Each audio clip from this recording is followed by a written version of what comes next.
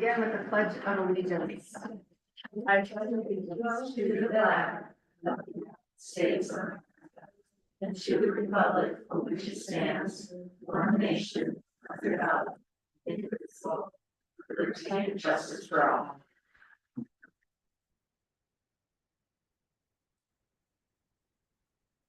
I will now accept the motion to adjourn and close for the purpose of discussion of the character, professional competence, or physical or mental health of an individual person. I make the motion to move into close for the reasons stated. I second. They also need property, right? Oh, and property, yes. I add that to my motion. Okay. Second. Do we do roll call? Yeah. All in favor? Roll call. Roll call. Yeah. Yeah. Yes. Yes. Yes. Meredith, yes. Okay.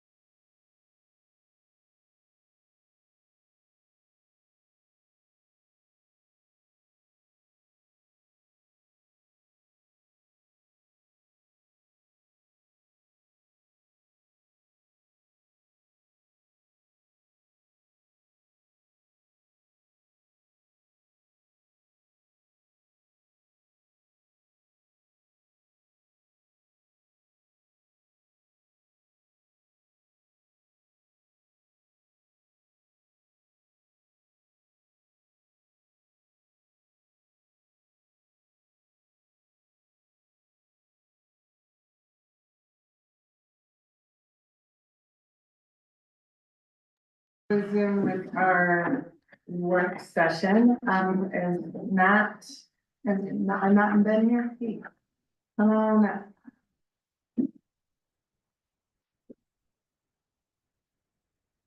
Here, there is. Yeah.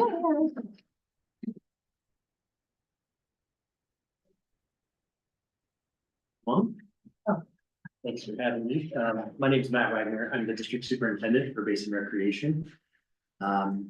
I'm coming over here today to talk a little bit about our High Ute Trail project, which I believe you're all familiar with the High Ute property or the High Ute Ranch in the community. I'll walk you through a little bit of the history, and then I'm really just here to open up the conversation and answer the questions you might have based on this proposal or this request that we collaborate on a public trail access easement at the Middle School property. So in 2011, the county, and the Utah Open Lands and other collaborators established an option agreement and an option to purchase the High Ute Ranch property. So in that agreement was granted also based on several conditions, public trails that would travel through the property. That agreement had a 15-year lifespan, so meaning it's ending in 2026. There are some other conditions within the agreement that could allow for those trails to be granted before that date, but we're coming up against one of them, which is the end of the agreement in 2026. So based on some recent developments, which is a transfer of land ownership, a portion of the ranch to Utah Open Lands, that's really opened up the door for our negotiation to be able to execute this long promised trail on the High Ute Ranch property. So where the school district comes in is, you can see on this conceptual map that I've created, is that there are on the Pine Brook open space to the west of the Ecker Hill property, there are some existing public trails. And our ideal connection for the public to be able to access the High Ute Ranch property is utilizing, for expediency and for cost saving reasons, some of those existing trails that are on the Ecker Hill, on Ecker Hill landform. So just adjacent to the Ecker Hill property.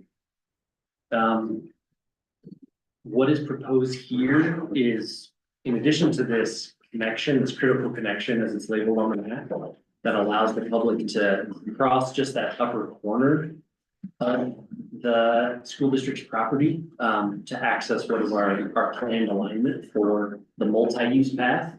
We've also included some single-use trails that are designed to allow people to gain and lose elevation and safety. It's kind of a more modern take on trail development, is single-use trails with separation, especially where there's a lot of elevation gain or loss.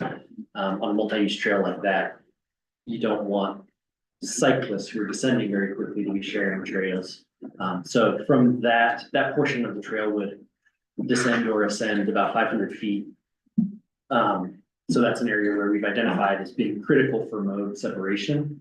One of the other things that we are proposing is moving what is now sort of a community trail that goes around the field space, just on the west side of the school.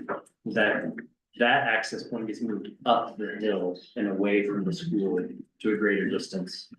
And our ideal connection for access would be to create some trails that allow the public to park at the park and ride facility that's adjacent to the school and hop on the trail right there without crossing through school district property as much as we can possibly avoid. So that's the general concept that we're proposing for this trail. It would further connect beyond this property up to the mid-mountain trail. If you're familiar with our trail system, that's sort of the spine of the Basin Recreation system of the roughly 200 miles of trail. There's the larger map there. Thank you. So this would provide a connection all the way up above 3 Mile Canyon, which is referred to as the High Ute Ranch. and connect to that mid-mountain trail. So allow for connections beyond into Toll Canyon, another property of Basin Recreations, and also further south for the entirety of the Basin Recreation and Park City trail system. So for Basin Recreation, this is a great opportunity to provide an improvement to access for the community, which has been a priority, especially trying to manage higher volume parking areas. Has been a challenge over the past several years, highlighted mostly during COVID in 2020, that we really had to actively manage these parking areas. And some of the improvements that we made include, we've hired a team of rangers. We have 3 rangers who spend a lot of time at trailheads, managing parking and managing user behavior, which has been very, very successful. And this particular access point was also identified in a collaborative planning process with the county. We called it the multidisciplinary group, which was just kind of planner speak for, a broad array of people from all sorts of stakeholder groups. And we were talking specifically about trail access and improving trail access. And so this was identified as an area where a lot of existing public parking, and with the proper connection could provide access to the broader system in a really meaningful way for trail users and the community. So with that, I think that covers most of what I wanted to talk about, but I'm absolutely happy to take feedback, questions, and also guidance on, any more information or any more process that you would like to see to be able to make a decision on this proposal. When do you need a decision? So we can start construction as soon as this summer. We have limitations based on environmental constraints that we don't want to mobilize before July 1st is really when we want to start construction. So middle of summer. And how long does construction take? In total, there's about 5 miles of trail. I think it would be a push to get it all done in 1 year. But it is possible, weather permitting, we could get it all done in 1 year. But it's possible to stretch it through the seasons. How late in the year would you work? Probably typically put an end date on most of our projects in October, anticipating that first snow that we get. It wouldn't end necessarily until there's enough snow accumulation to restrict construction. So there'd be a need for equipment, presumably, for constructing that trail through the right past the school for 2 months of the school year. Potentially. We're also open to discussions about what that looks like. There is the possibility.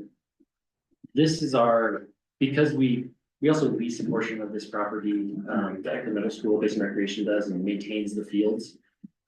This is sort of our logical entry point. It also meets our trail system at the upper end, kind of off of the Pembroke neighborhood. So there's different ways to approach it. We haven't determined the schedule to that level of detail yet, but that's kind of what we're proposing is an entry from the school end of the trail. And the little trail just through the it's not the main, just western. Where the old Echo trail is. Okay, So you're saying that part of the trail would move away from the school? yes. That's the proposal. That's a more friendly climb than is there now. It's pretty steep. Yeah. And the hope is we would drive parking back to Park and Ride because High Valley would have been vacating or hopefully have moved from that spot. Yes, that is the plan. Great to have that as an actual copy. Yes.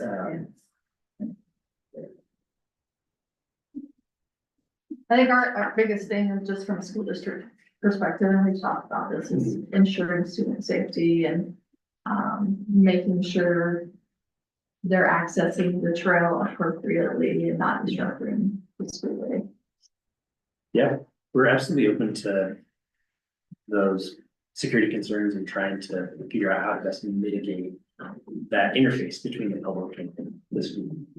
But to the extent that we also want it to be available to the whole community, including students, if that's an amenity or a resource that can be utilized by the school. That's something we want to provide to. I guess one practical question, so if you park at the park and ride, and then you join the trail on the left of the image we're looking at there, is there actually a trail to the side of the current parking lot and, entrance and exit from the middle school parking lot? So is the expectation they would actually use that piece of asphalt there to get to the There would be a new trail constructed. actually trail to the side of it? Yeah, so, and that's where there's an opportunity to create some separation. There's an existing kind of jackleg fence there that's not, it's a ranch style traditional fence, so probably Just gets doesn't. buried in stuff. Yeah, it doesn't prevent a lot of access back and forth, so open to Potentially put some kind of fencing to try and separate some of that. something a little more secure. Yeah.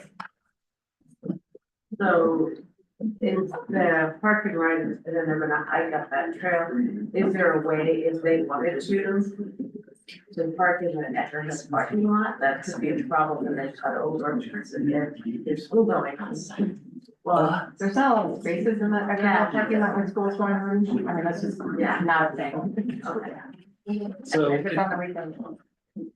a little bit of the history of that is the recreation district was contributed to the construction of that facility and the parking lot. And it's always sort of been understood that there's some public parking available, but for trails specifically, our peak times, and we have a network of trail counters that we use to analyze this data.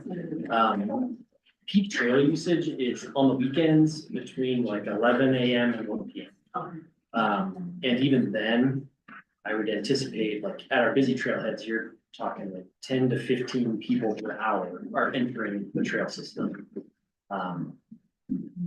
So that's kind of the volume that we would expect at a comparable trailhead or trail access point like this.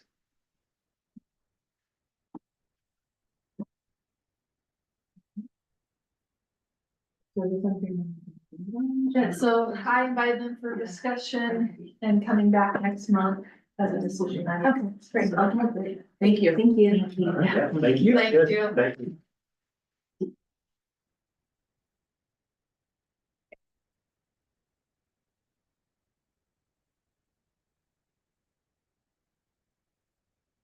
Okay, next we've got administrators and land trust. You guys just want to go in alphabetical order and we'll start elementary first.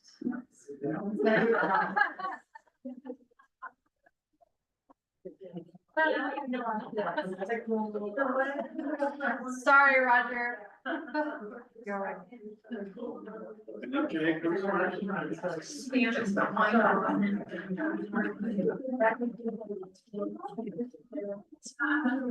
then when Sean goes away and. Okay, Lord. Ready? All right. Go for it, right on us. I'm guessing that you already have had a chance to look at the plan. So I won't go into deep detail, but maybe just a little background. Our first goal is all about reading, which is primarily what happens in an elementary school, it's teaching reading, and this goal of increasing grade level percentage by 3% over the course of a year has proven to be an adequate goal. Sometimes it's a little too challenging, sometimes we exceed it. But 3% is a good amount to go from beginning to end of the year. And we typically have been finishing the year between 70 and 77% of our students reading in grade level. So we kept that goal kind of the same. It's probably the third or fourth year we've done that. Our second goal addresses math. And it's a little different look at it. Rather than increasing the percentage of proficient students, we're trying to decrease the number of our students who are achieving low growth in math. And that's from beginning to end of year as well. So it's students that we're focused on their individual growth. And our final academic goal has to do with our MLL students. And this one is a little different because we're measuring one spring to the other spring. So it's not exactly the same group of students. But it's really intended to make sure that we're measuring closely what's going on with our MLL students. The 25% is a tricky number to arrive at. Because as I look at recent years, we're kind of all over the board. That has a lot to do with the very small number of students that we're tracking. So 1 or 2 students can skew the entire thing, but 25% seems like a good level to begin that measurement. And then subsequent years, we can keep pushing that up. There are a couple other goals on our plan. The faculty goal is where we chose to pull in a goal about science. I trust you're familiar a bit with what we're calling inquiry cycles.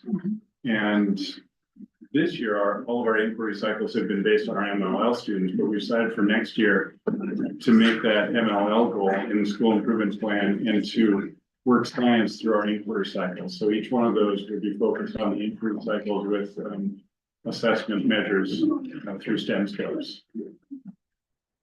And finally, there's some talk, especially through our school community council, about the difficulty of keeping track of all the events that take place.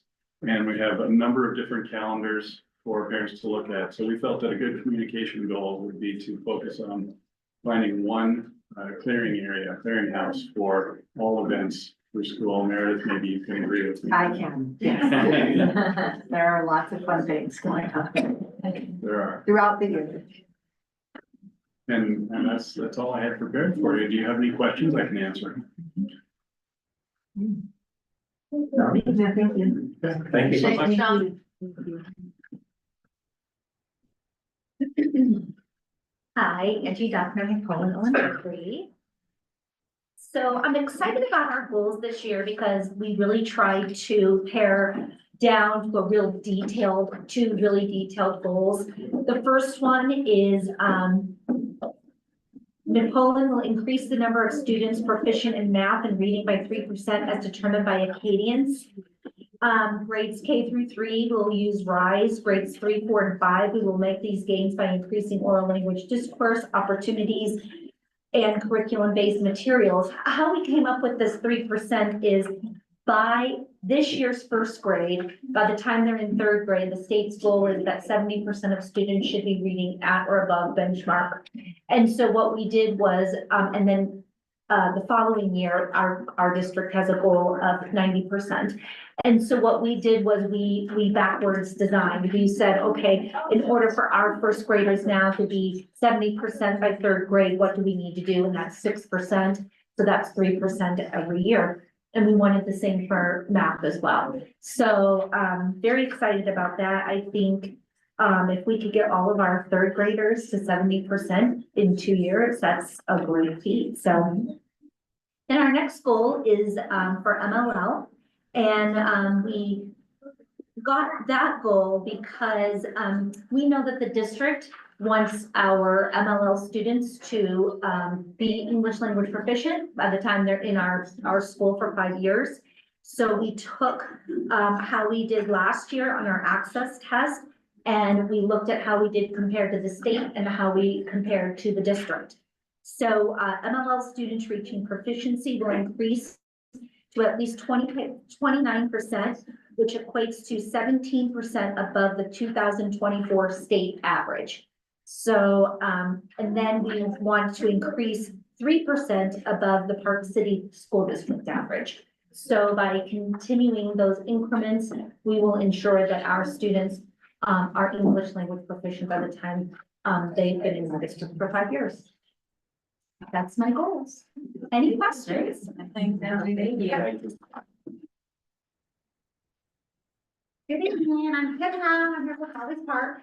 Let's talk about the wonderful things that are happening here. So we have set goals for next year that can continue our work that we've already been working on. We're going to really stay focused on our tier 1, which is the instruction that all students get. And we are setting a goal that every student will increase their end of the year goal by 5% from the beginning of the year. Last year, we met that goal, so we're confident that we can meet it again this year. We have everything in place for that.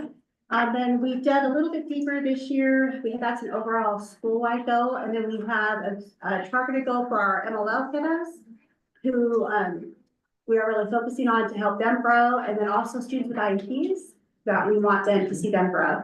Couple ways we're going to look at our ECRS growth. We have some ways to look at that to measure. We are going to really focus on just supporting the teachers so that they can have high success in tier 1, and then also building up our intervention staff also so they can help the kids to kind of catch them up.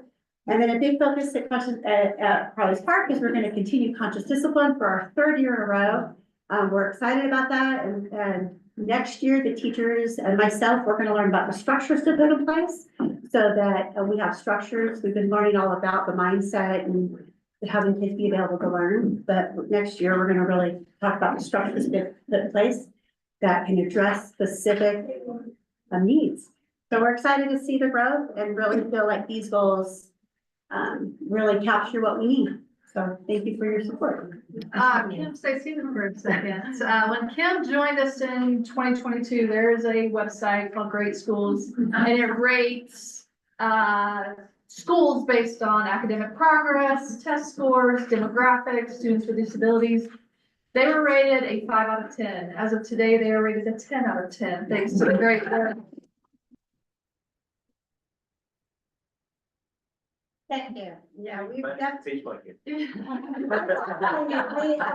We're really, we feel like we're just excited. Thank you for that. Shout out. Yes, And thanks, huge Kim. kudos to my staff and my darling students who come every day ready to learn and bring it. So, thank you guys. Hello, Tracy Fike, Trailside Elementary Principal. Our goals this year, we really focus on ECRS data. So it takes into account math, reading, ELA, science, and creates proficiency data for the whole school. So this year, our goal is that the average percent met benchmark across all the subjects tested will be 78% as determined by ECRS. Over the years, we've seen that grow 3 to 7% each year. So we really feel like that's an attainable goal. It's fun because 5 years ago, we were at 63% and now we're shooting for 78%. So we're seeing good growth there. And then our second goal, focusing on our MLL students, is we're actually seeing proficiency increase, but we're focusing on the number of MLL students that have low growth in reading and math, because to get to proficiency, we can't have low growth. We need to have not even average growth, but high growth. So our second focus is on that, and really a lot of that, the funding will go towards tier 2 instruction with our instructional aides and interventionists providing targeted support for what students need. And shout out to Tracy because Trailside has been recognized as one of the top 10 elementary schools across the state of Utah. Top 10 schools. Top 10 schools. Not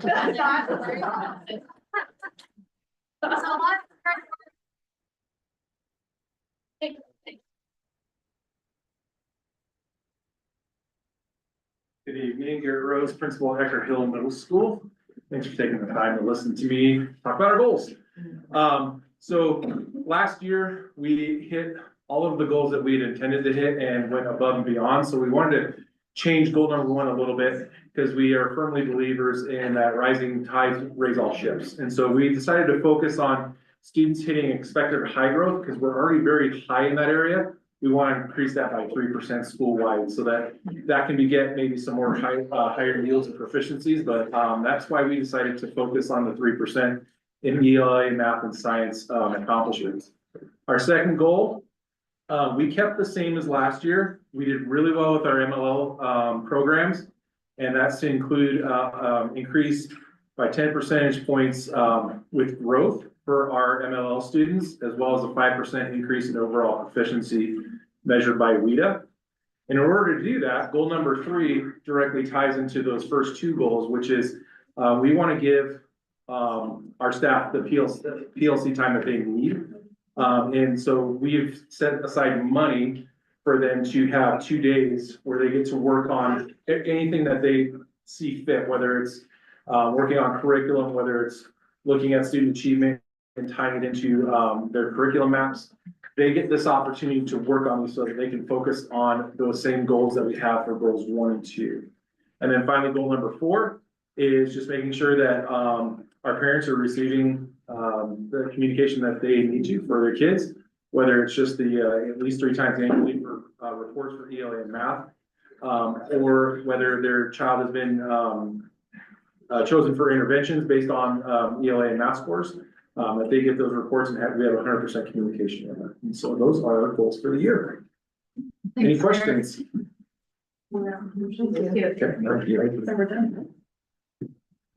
Turnaround is not presenting, but I do want to take the opportunity just to recognize the significant gains they have made in science and math, thanks to Caleb, Isaiah, and Ben's leadership along with their staff. So we have been able to close the gap in some of our core content areas at Treasure Mountain and attributing that to some of their land trust goals and TSSA goals over the school years. But as you all know, Treasure is closing, which is why they are not presenting.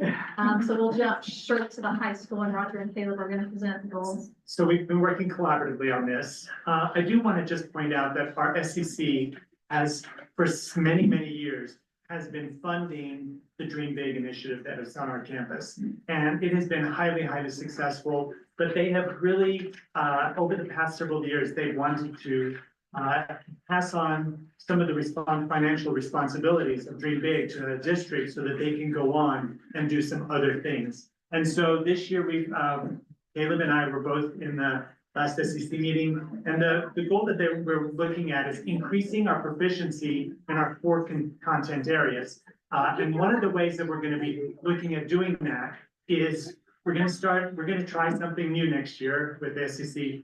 We're going to hire in our new multi-purpose media room or library that we're going to have. We're going to hire 2 to 3 full-time tutors in math and English. Hopefully we're looking at math and science and English and social studies, and they will be available to our students, all of our students all day long, from 7 in the morning until 3 in the afternoon. So any student can pop in, or they can actually take a class where that is a study time for them. We're calling it the Mine, and we're really excited about that. Different from Minor Advantage. Yes, so this is actually, Minor Advantage is actually a tier 2 intervention that we use for students who have gaps in their learning. This is somebody who has a test tomorrow and is freaking out that their physics skills are not up to date. So so that will be available to all of those students. Who among us is not? So we're really, really excited, and the SEC is really excited about trying that out. Our target number 2 is really focusing on PBIS and tier 1 interventions. We feel like if we can get our teachers in professional developments that help those, we feel like that's going to be a plus. And then last but not least is the communications. This SEC has for years asked the principal to put out timely videos, and the principal has not done that at all. And so there is a principal that's coming up that is going to be very, very good at that. So any comments you want to make? I think ultimately the plan within the financing and budget size allows for flexibility to meet the needs of teachers. So as they identify the PD they need, we have opportunities to infuse that. I think Roger and his team have been incredibly creative in coming up with new ways to support kids. But I think this the tutoring idea, which has been something Roger's wanted to do for a long time. I'm excited that I get to live that out. What principal doesn't want to say we have tutors available before and after school and during school for your student that are highly trained, highly qualified people. And I believe we will have qualified candidates due to the generosity of the board and ensuring we're paying people enough to make it worth their time. So I think we've got a great plan, and I'm excited to execute it. Thank you. I got them. I didn't know they were. So. Yeah, let's just. Yes. The board handbook is super important, and I know you guys are gonna.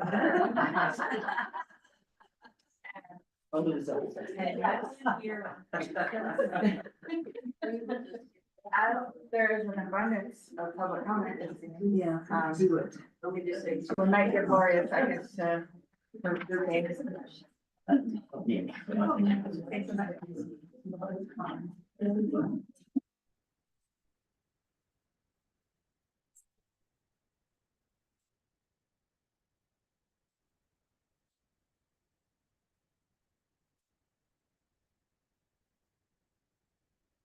So before we get started with public comment, I just need to remind all of you that we do not use public comment to talk about personnel. Any specific employee of the district is not who we are here to talk about. You can talk about your experience, you can talk about your child's experience. You may not name, it is not appropriate to name specific employees or specific personnel of the district. So are we clear on that level setting of what we're here to do for public comment? Yes. Okay. Yes, and there are other ways that you can submit those comments. We've certainly received emails as board members. We have ways to submit comments through the website. So you are certainly able to express that to the board. Via email, Via- just not in public comment. So please refrain from calling out specific personnel. You're welcome to speak about your experience as a family, your experience as a student. But if you want to speak about an individual specifically, please email that privately to us. So do we have some buckets?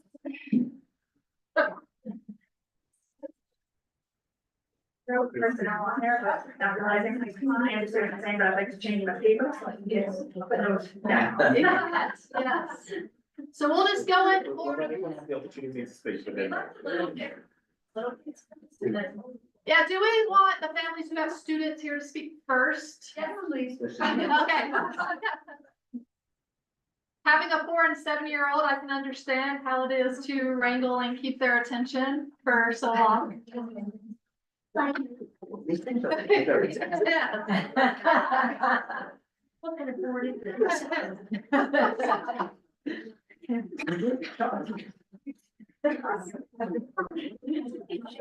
So you guys.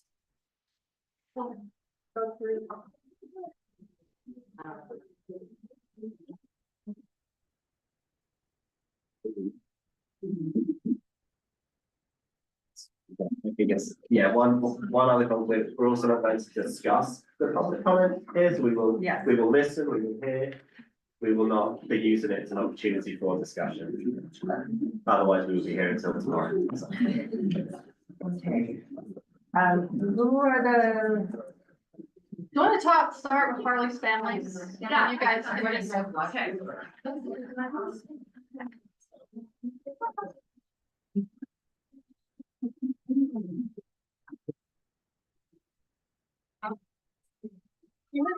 Ready? 3, 5, I thought.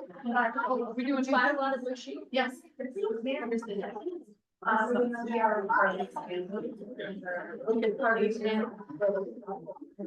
have 5 minutes or 2 minutes? 5 minutes, you're speaking as a group, or you guys speaking as a group? Okay. Okay, so, hi, everyone. Hi, Eileen. Good to see you. My name's Lily Penny. I'm a proud parent of a Harley's Park student. And we're here to represent dozens of families in support of our dual language immersion program, 2nd grade, as it stands. So I'm pivoting, giving the guidance here, and just want to support the packet of letters that we submitted and strongly urge the board and the district to consider how much impact this program has had in the lives of our kids. And we have experienced, what we've experienced has been a culture of vibrancy, creativity, and full connection. We've seen students find confidence. We've seen students who have been disengaged learners come alive. So with that, I'll conclude with the restrictions noted, that we respect all the constraints that you all are at in making decisions around changes to the current structure of this program in the second grade Parley's Park Elementary School. And we feel and encourage you to reflect on the decision and the needs of our potential students. And so many of them are here today, and the families are just here to really stand up and support this program and all that it's meant to our kids. Yes, thank you. I'm Brittany Schumacher. I'm a parent of a second grader at Parley's Park Elementary. I'm also a former Parley's Park Elementary graduate. I went through the Park City School District. I feel such strong support for the school district and the teachers that are at that school district. They've had such an impression on me, like this. And like names you just don't forget. So like Kathy Anderson, my second grade teacher. And so as someone who's been in HR for 15 plus years, I know the challenges that go into hiring and retaining top talent. And I know the challenges associated with evaluating top talent. And I just feel it would be a missed opportunity if those of us here didn't get to share our opinions and our experience with staffing decisions as they relate to teachers at the school. So my son specifically, a second grader, has just flourished this year. He has gotten, he's just changed as a person. There's so much about him that I think leading into this year where he was shyer, less independent, more often would like retreat there because of the staff of the school. He's been pulled out of that in a very significant way. We've seen such great development, and it's really a testament to the hard work that his teachers have put in. And so I'm just in full support of them and hope you guys can think about this as a point of consideration. Hi, my name is Tatiana Portella. I have two kids in Parley's Park. Isabel is in second grade DLI, and my son will be starting DLI in August. Actually, this year has been totally a game changer. It's hard to move from English only to dual language immersion, and we've had amazing teachers that completely changed and made them love speaking Spanish, bringing home books. My son, who was a great student, he was very intimidated by going into DLI, and he said he was absolutely not going to do it. And I mentioned it to the teachers, and immediately they said, we got it. They invited my son into, that's something very emotional to me because they invited my son. They made him feel so special. And within a week, he said, I want to do it. I want to do it because it's so fun. And I'm like, that's what we do, right? When we want to retain talent, we see somebody come through, we know about contracts, that some contracts are short, and nobody was giving the hope that they would be employed forever. But when we see something, especially in education, I feel like we have to grab it quick so it doesn't go away. Teachers can move somewhere else, but we should try to keep them here if they make such an impact to our kids. I feel especially in elementary school, we don't see a lot of male teachers. And to me, it's very important for the little boys to have a little role model, because otherwise it's all women around them. They already have their moms to tell them what to do. It's nice to have somebody else who they can relate with. And I think that's been a very strong impact. Thank you. My name is Sam. And I was just gonna say that I love my second grade DLI teacher, and he's just really fun.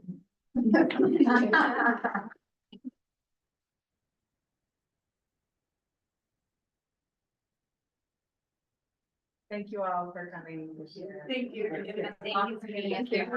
Thank you. Thank you for the quick and respecting the. Yes. Well done. Okay, next I've got, it looks like about 16 dance cheer comments, but is there a spokesperson? Can we call this a group? I'll speak for dance. I'll speak for dance. Oh, my turn. So big. Thank you.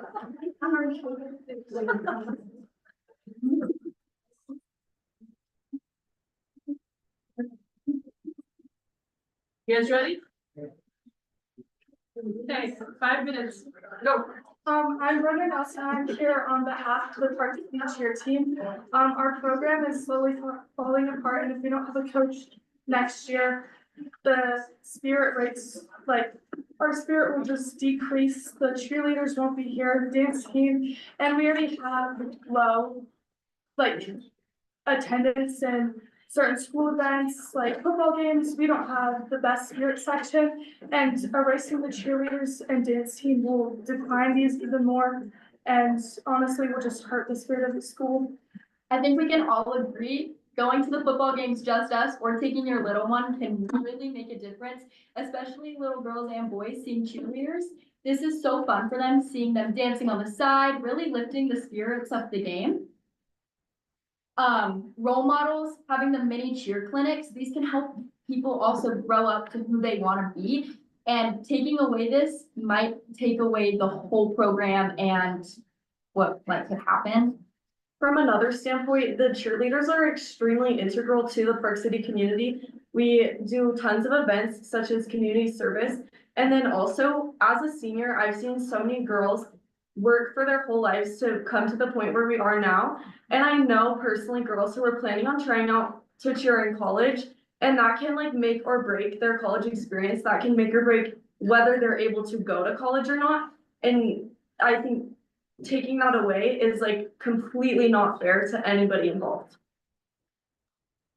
I'm Eva Sellers, and I believe that the cheer program and dance program, along with the girls involved, deserves an adequate and experienced coach.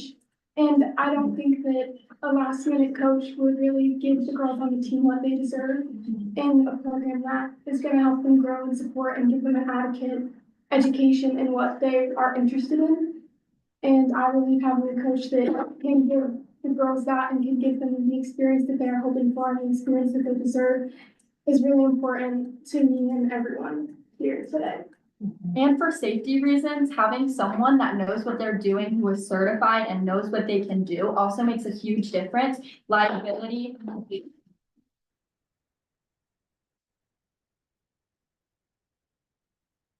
Having someone that knows what they're doing can make a huge difference, knowing what to do if someone were to get hurt instead of someone that wouldn't know what to do. Additionally, as a senior, we have been through this with the program before, and we have all seen just how hard it is to find a qualified cheer or dance coach in Park City, especially somebody who's willing to do both. Yeah. And so I just don't think it's realistic to think that we're able to just find a new one.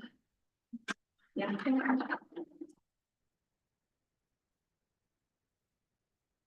While it might be for school spirit, it's also a very helpful program. Like, it helps everyone just grow into capable adults. It helps them transition to the next chapter of college.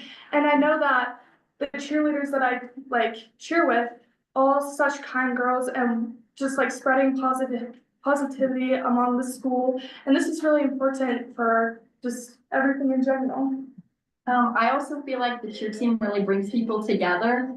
Having a whole team can really bring people together. Having the spirit also can bring more people to events, fundraisers. All of these things can really help bring people together as a community. And I think as Park City, we are a very big community. And without the cheerleaders, I feel like this could fall apart.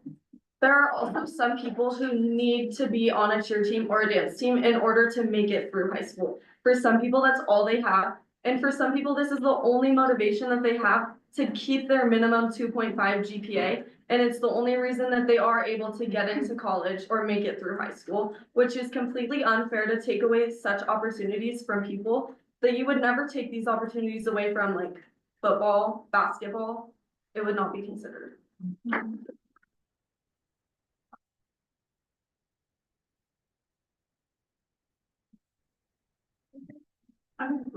Okay. We just want to keep our cheer team here running, like we want to keep the program running. Just it has so many benefits to our school, to mental health, to our just everything in general. It really is really important. Yeah. Thank you guys. Thank you.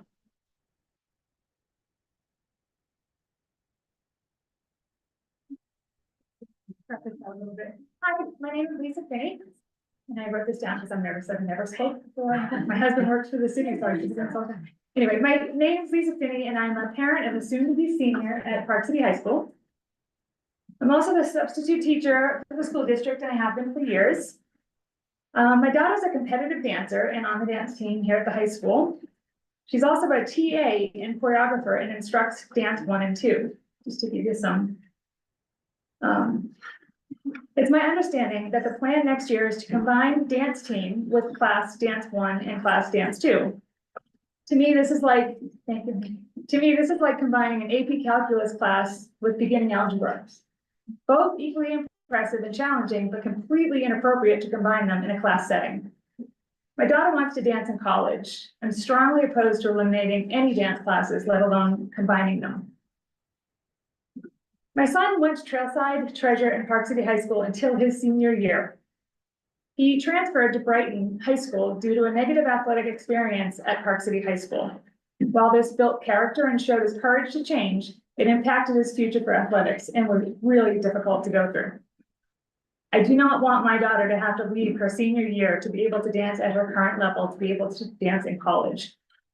We are strongly asking that you not cut any dance classes, which will have negative ripple effects for both dance and cheer.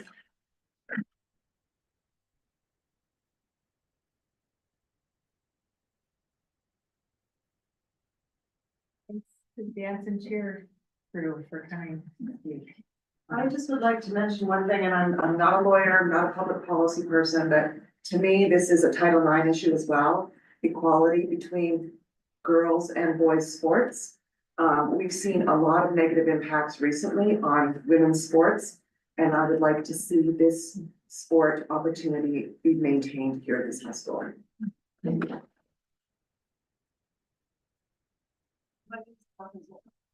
Apologies, I'm a Park City resident.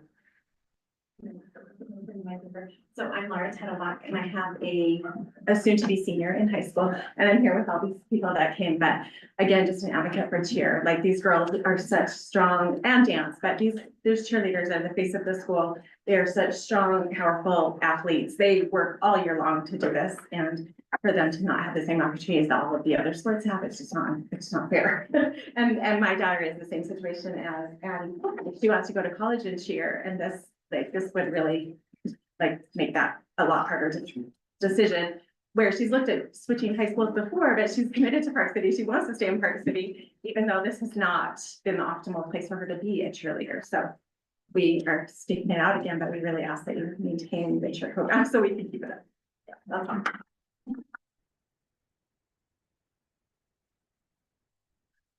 Sarah Pearson, and we live here with Buckfechter. My daughter Lily is a senior this year at high school, who started at the Child Care Center for Teachers here. So we've been across the street and since day one. It's my understanding that there's a perception that it would be easy to replace the current Coach Hyatt with someone who can just come in and teach cheer. And to me, that's a huge risk and liability. I certainly don't feel comfortable having my daughter stunt and do all the things that cheerleaders do with someone who's inexperienced, who their heart's not in it. To me, that's just a huge liability for us as a community.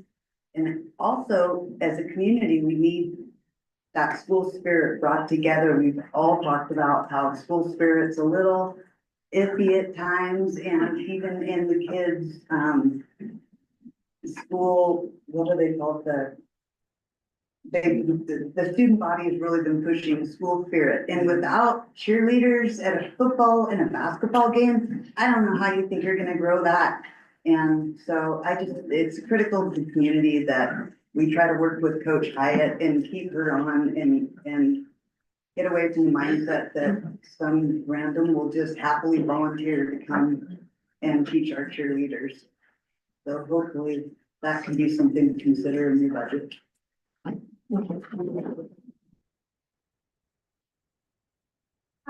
I'm Annie Kinney. I'm part of the dance team right now. My mom just spoke. But basically why we're saying all this is because sorry, I have a hard time with speaking.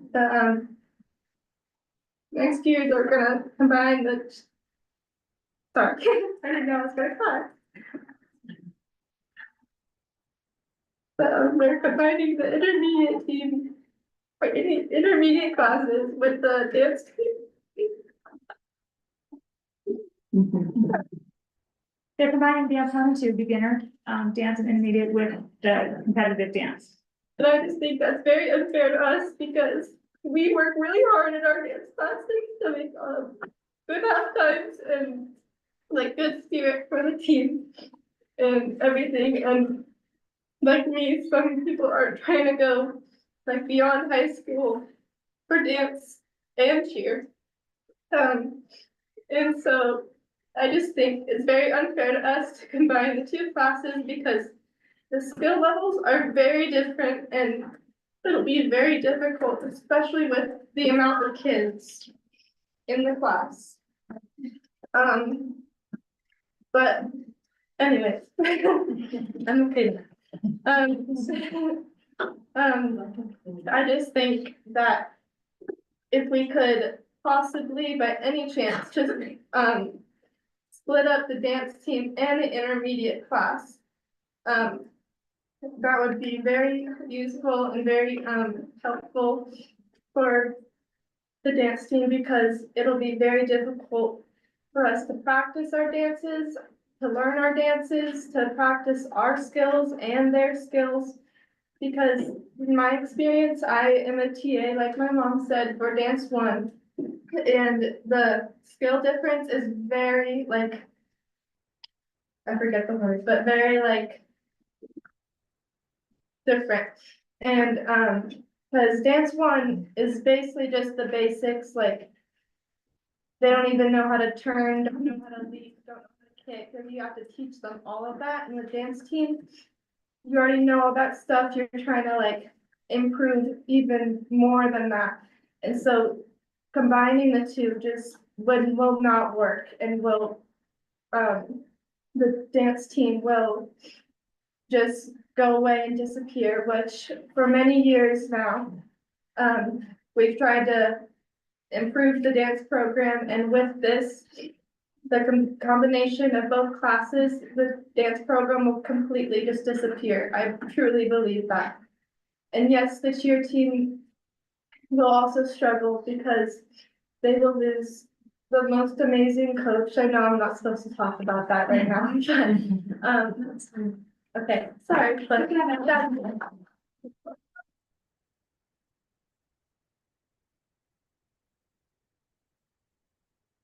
that's Cynthia Southwood, my daughter is gonna be a senior this year, and I'll just add one thing that I wanted to mention is for the last 4 years, we've had a different cheer coach every year.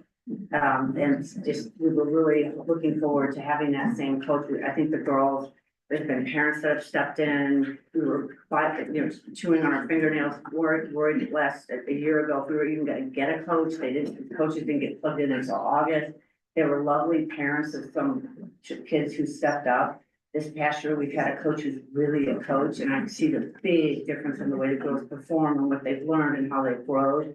And we're really looking forward to next year being able to go on that and compete. The first time in 3 or 4 years that the girls were gonna be able to go out and compete because they have been gearing up. There's a bunch of new freshmen coming in. There's girls coming up through the program. So that's something we would like to have some consistency like the other sports do with the coaches.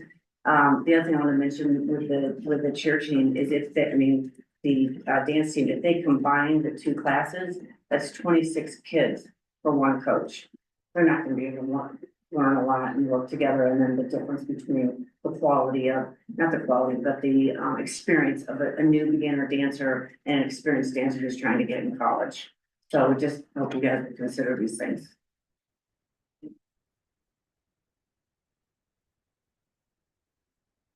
Okay, thank you all for coming to share your experiences with us. We appreciate that. Next, Jonathan Wilson.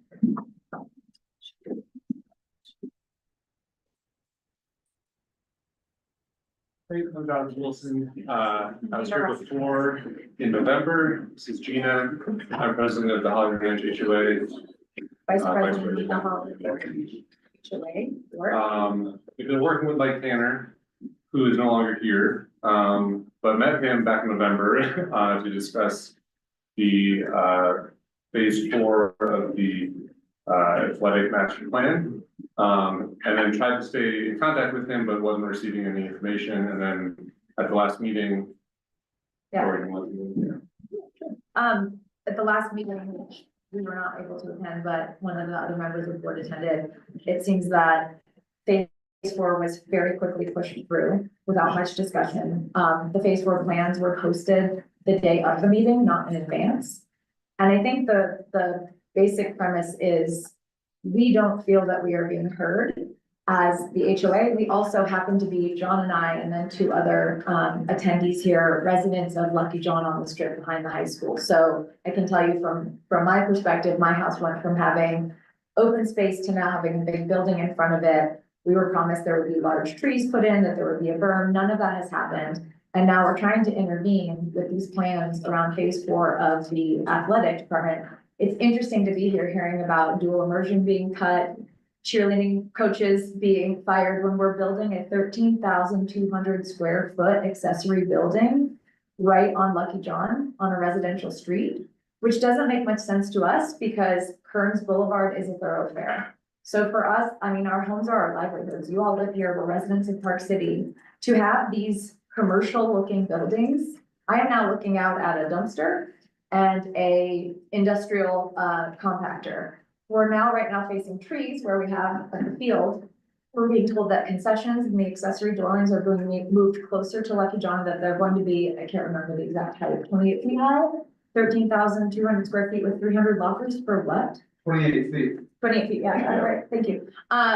So we want to be heard. We would like the board to review again the proposals. We don't understand how phase 4 got through. We know there's a meeting tomorrow with the city, but we are very, very concerned and disappointed about the fact that Lucky John Drive backside is being essentially turned into half commercial building right in front of us, especially when we've got Kearns Boulevard, which would very nicely accommodate that. We can already hear football games, which is nice.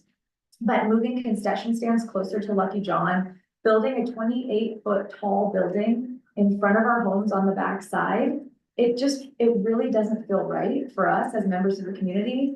Many of us are new here. We're all taking a role in civic councils. We're members of the HOA. We are really trying to make sure that the Holiday Ranch homeowners board, which hasn't typically been super involved in the community, is getting more and more involved and playing a bigger role. And we're just really disappointed and would like some reconsideration of this phase 4. We don't understand why one of the proposals was chosen over the other, which I know is a question, but we can consider it rhetorical for a later time. And we would just really love to have a conversation, either with Mike Tanner, his replacement, or someone before any of this moves further, because it is truly like not only reducing the value of our homes, completely changing the landscape of where we are. And the general plan says amenities should be supported within the neighborhood with careful mitigation of negative impacts such as traffic, lighting, and compatibility. The proposal that has been pushed through will create all of these negative impacts, including increased lighting in dark skies neighborhood, increased sound, and additional bus lanes and traffic on our residential street, which we were assured that would not happen. So we're concerned both as members and representatives of the HOA, but literally the homeowners whose homes are being essentially decimated from a value standpoint. And what we bought completely changing. We're not saying we shouldn't expand. I have kids in school. We're asking that the expansion be pushed toward Kearns and that we do not put something in place that will cause increased traffic on Lucky John Drive, that will make it even more of a thoroughfare than it already is, that will create issues with light, sound, traffic, and just general congestion. It also just makes more sense to put on the 50-yard line on either side of the school. If you're thinking about like spectating the sport and lockers and, you know, teams adjacent to the field instead of at the end, so. And on the street. And there's the church parking lot right there where, you know, parking lot doesn't care so much. So I can mention too, Summit County is appraising Park Meadows, where our values are definitely diminished from these, just the whole building being there, but yet we're being taxed on the community of Park Meadows. So another point, at least as planning issue, it's not fair. And we love our street. And we love having the high school. There are ways that it can expand I without. know this is just a comment, but like, who's our new point of contact if Mike is truly gone? Because we've also Super submitted a lot of helpful. emails, we've been trying Found to someone. engage in many, many ways and nobody's been responsive. Yeah, I stayed after for an hour and talked to him last time and then he's gone. Yeah, so we'll follow up, with who you can speak with directly regarding these concerns. Okay. Great. Thank you. Before they finish, so I'm. Oh, sorry, did you fill out a blue form? I did that before, and quite honestly, a little bit of, I'll be blunt on this. So I'm Brian Whalen, 1730 Lucky John. So the same thing happened last time I was here, I spoke, and it was sort of lots of nods, quiet nods. And then as Gina and John said, nothing happened, and in fact, it got worse. So I would like some sort of response from this group of people on what exactly is next. So public comment is just that. It's your chance to comment. It's not a conversation. So when do we have a conversation? Yeah, We could schedule a meeting. I think we reach out to us and let's maybe schedule a meeting. Okay, I thought we've asked for that first. Yeah, probably like, we don't quite understand the process. I don't think we don't understand the process, we're following the process and we're not getting responses. We've been told, we've emailed and nobody responds to us, so if you want us to keep doing that, we can. Yeah, I think you have to understand new superintendent, new board seated, that we've been in our positions for approximately 3 months now. So a lot of this happened before any of these new board members were seated, before I was appointed. We're willing to have You conversation, would love that. but public comment is not the Okay. place. Yeah. So we will follow up. We would love that, and maybe if we can just slow this down, considering you're all new, you're new. We would love that. Thank you. Thank you. All right, last question, will anyone be at the planning meeting? Pardon?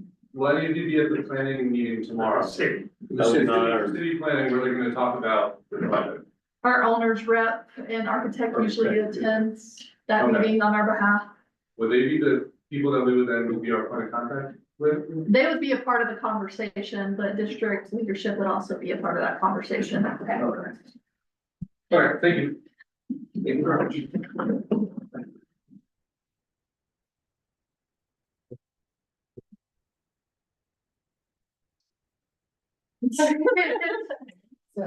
Uncle? Pass it over to Is Nick to try. there any other public comment? Yes. Yeah, there is. we've got a I just couple. wanted, like, since we're talking about. Yeah. I need to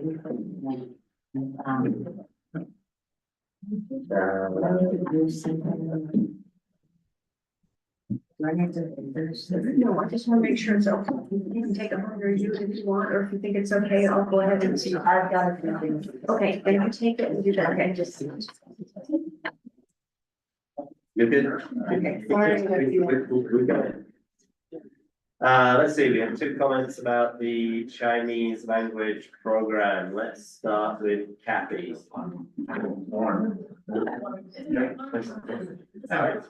you all board members? No. Here's my daughter's packet, she's not gonna go through the whole thing. Okay. But a lot of this reference. Okay, thank you. You want a copy? You have enough? Or you can have the presentation. How's that? All right. Thank you.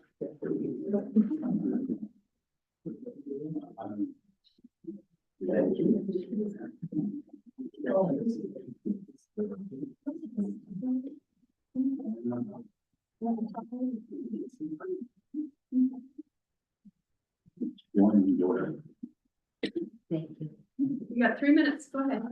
Hi, so, my name is Enrique Navashes, and I'm here to advocate to restart the Chinese language program in Park City School District. And you guys all have my presentation and a copy of my editorial in the park record of my other supporting documentation. And there's not a lot I can say in 3 minutes, so I will have to go over a bit on the time if that's okay. With the limited time, I would like to walk you through my presentation and focus on the key points. I would ask that you take the necessary time to read the material I have given you guys after this meeting. And please refer to the presentation, Restarting Chinese Language Program in Park City School District, and let's keep any questions until the end. So, please turn to page 2. This is the objective. So, our objective is to page 2. Our objective is to restart the Mandarin learning at the high school, and if possible, start Chinese DLI within Park City School District and with enough enrollment. And we have over 130 signatures so far on change.org to support this initiative. And in order to do this, I'm asking the school board to support doing a formal survey of all parents within Park City School District K through 12 to see if their students would enroll in Mandarin learning, be it just in the high school or DLI, etc. And please turn to page 3. This is first in Mandarin learning. So in 2002, Park City School District was the first school district in the state of Utah to teach Mandarin.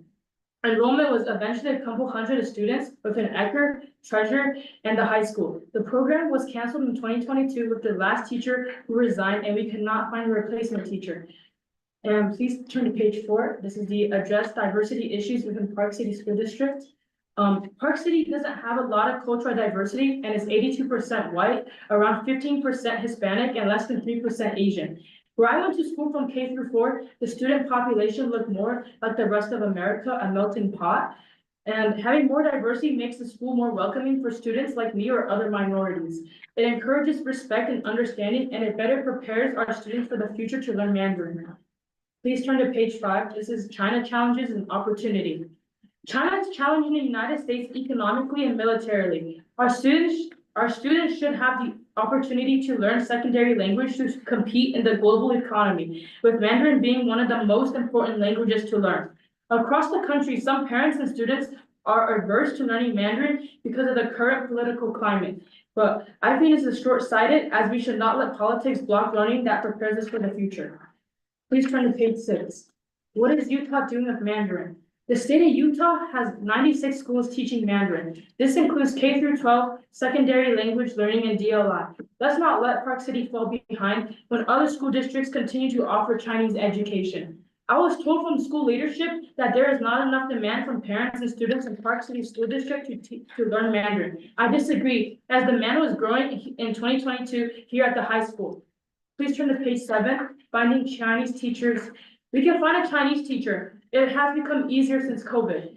I have spoken to Utah State Language Resources and they could help. I have sent emails to Asian organizations here in the United States, and some of the email responses are attached to the packet, to the end of your packet.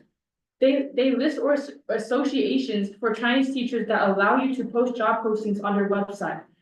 If we need to, why can't Park City Education Fund pay for recruiting fee to find a teacher? To attract a Greek teacher, this must be a full-time role, and someone who wants to grow the program and commit to our students. Please pay this teacher a living wage of a full-time position. A part-time position does not show a commitment to any secondary language program. Please turn to page 8. Next steps. Number 1, approve this initiative.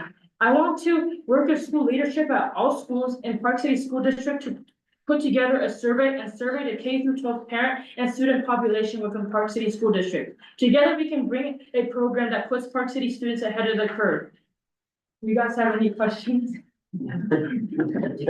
Good job getting through it, and I know you have a meeting you set up with Caleb to talk about it. So yeah. Thank you. Good luck. Thank you. Thank you. For your time. All right, happy. I just want to share with you, I've had 2 students now already go through, that have attended Park City High School. My oldest son, he was able to participate in 3 years worth of the Chinese language program at Park City. And by the time he finished his junior year, he was able to converse very easily with me, speaking Mandarin. I was very impressed with the quality of the Chinese that he was getting at the high school. So I do think it is of value, and so much so that now when he's in college, he's able to actually befriend some of the international Chinese students and help them to feel at home by going up to them and surprising them that he speaks Chinese. And it's a very, I don't know, a very positive experience. So I recommend that you take Lauren's research to heart. My second experience, my second son, he is currently a junior at Park City High School.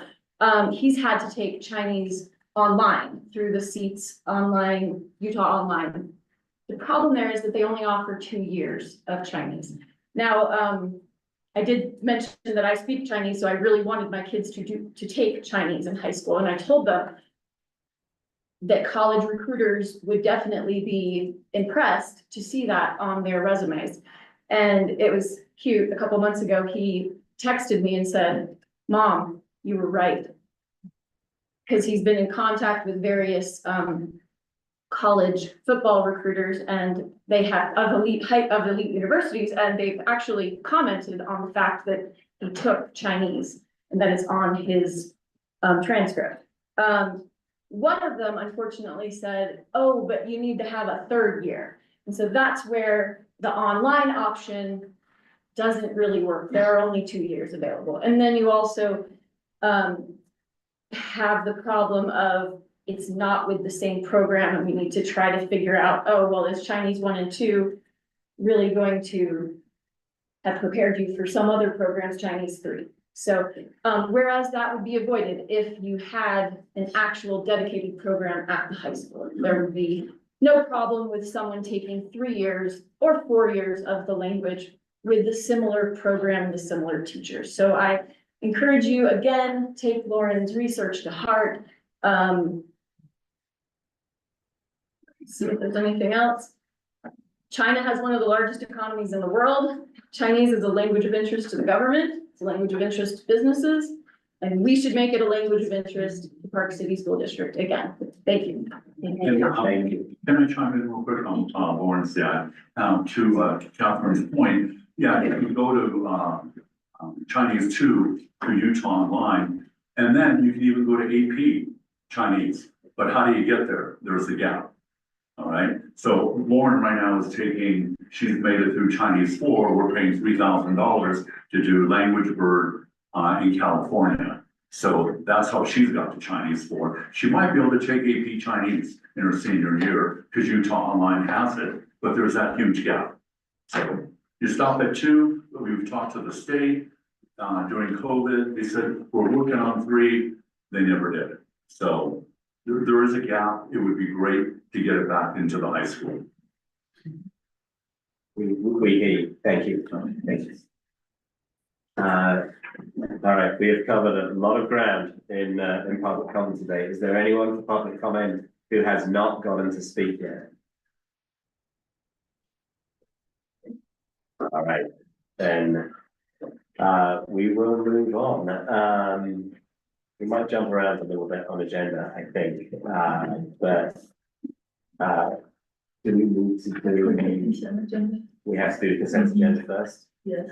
Okay, we will move on to the consent agenda, which includes travel requests, March board expense reports, board revenue reports, check register, let's see, school district A&L, as well as the closed minutes from March 18th, new hires for April, and the April reports. Can I get a motion to approve?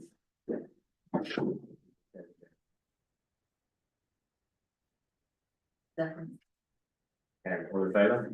Aye. All right. Then I think we can go to administrator announcements.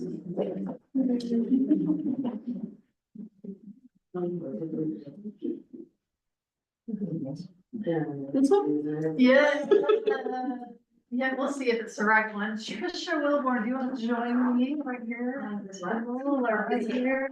Where would you like her holding for picture on her spot? There's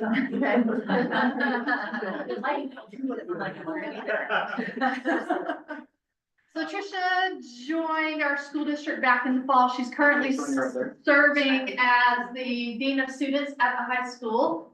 And next fall, she'll be the new principal at Trailside Elementary.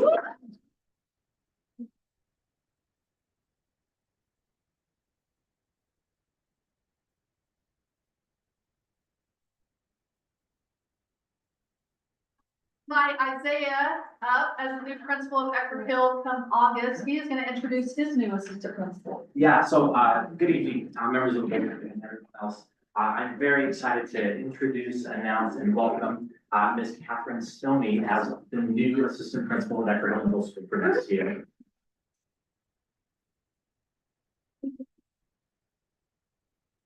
Just in brief introduction, Catherine, is, currently vice principal at American Leadership Academy down in Spanish Fork, has extensive experience K through 8. A particular note, she was the founding principal of the school out in Orange County, California. We're looking to draw and leverage on her experience in terms of instructional coherence, building culture, and examining systems. So very excited. Just a few words of note, in interviewing her, a couple of words that came up in the process were she is brilliant, she is firm, she is warm, and that she does what it takes. So we're very excited. So welcome.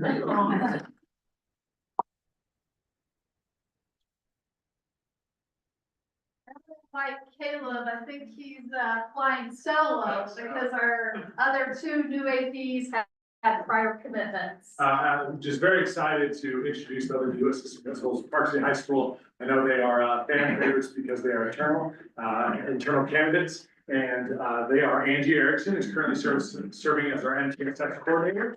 She's been in the district for over 15 years now, and the other is one of the most beloved teachers in Park City School District history, in my opinion, and that is George Murphy. Made the jump to what they call the dark side, but he's going to bring a lot of light to that. So we're very excited about it, and he is, of course, coaching because that is what he does. He's a kid first person. He's currently with the girls' golf team and could not get away, but very excited to have both of them on the team. And I know our faculty and staff, Park City High School, are very happy with these candidates. So very excited. Great. Are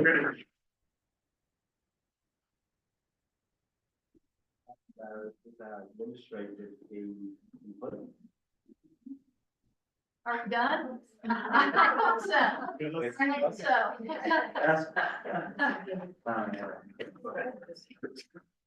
Oh. Thank you. Now we release more people. It's almost like nobody cares about what happened.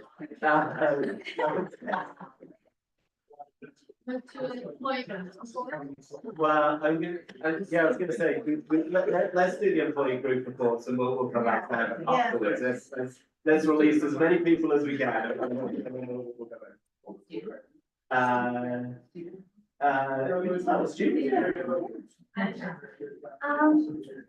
just finished Wish Week. We raised $8,767 and the donation pages in cash. We raised $128 from book sales and cookie sales, and then $650 from Venmo. So we did reach our goal, and Hannah can go to Disney. Yeah, we're very excited. And then yesterday we completed our student council election. The student body president, we'll know who they are tomorrow. And next month we'll know who the new student on the board is as well. And that's all we have. Thank you very much. Let's see. Employee groups? Whichever order you wish to go.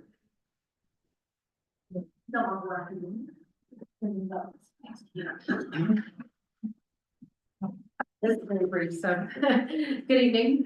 First off, congratulations to our new principal and vice principals. We wish you great success and welcome you into these roles as we look forward to continuing relationships with all admin at every level. The referendum for HB 267, which targets all labor unions, is underway. PCA has been very involved in gathering signatures, and we thank everyone for their support. If you have not had a chance to sign the referendum to put HB 267 on the ballot and let the people decide, please contact either Shannon Hayes or myself, and we are happy to either meet you or come to you. The deadline to sign is April 15th. In May, PCA will be asking board members to approve the licensed professional agreement. There are no earth-shattering changes, and we have worked positively alongside Craig Jensen and Lindsay Huntsman. So thank you for all the positive relationships and that we continue to foster and grow as we move forward in a positive direction for our district. Thank you. Thank you. I'll make it also.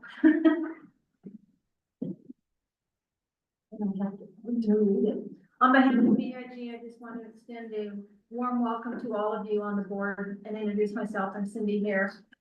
For those who don't know me, I'm co-president of EIG alongside Josh Dukes of Eckman. We look forward to collaborating with each of you. As I reviewed tonight's agenda, I noticed that the travel policy was posted on public comment in March, but is not on tonight's agenda. And I shared EIG's comments with the policy committee, and I believe you all have received a copy. As someone who monitors travel within the district, a member of EIG, and a taxpayer in our community, I want to express concerns about the rising costs of travel within the district and the need for greater accountability in these expenses. While the proposed changes may appear to be minor at first glance, they have the potential to significantly increase costs for taxpayers. EIG and I respectfully urge the policy committee to continue discussions about the proposed changes and consider the possibility of developing an electronic system for managing the travel. Thank you to the policy committee for taking the time to carefully review this policy and for postponing its adoption to allow for further discussion. The thoughtful consideration is greatly appreciated.